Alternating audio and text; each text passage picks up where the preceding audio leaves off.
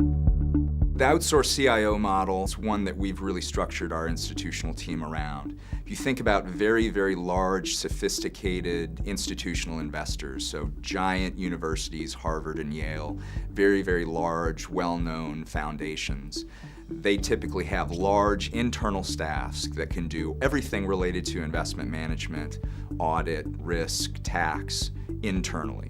Think about a smaller institution or a small public charity or even a fairly good-sized foundation that has a very minimal staff.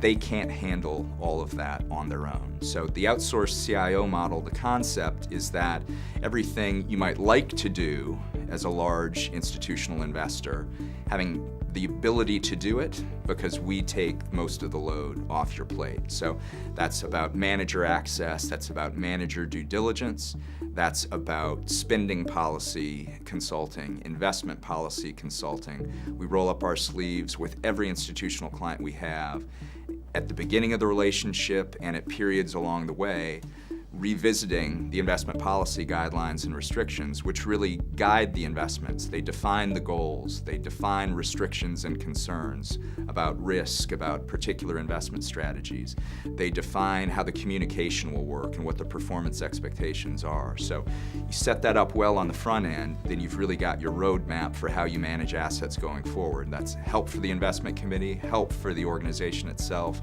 and help for us as managers to know what we should be doing, what we're allowed to do, how much discretion we have, and just expectations for communication and performance. So spending policy consulting, investment policy consulting, helping even talk directly to interested donors that want to know how the assets will be managed, want to have ideas for ways that they can give to an organization that may benefit them from a tax perspective.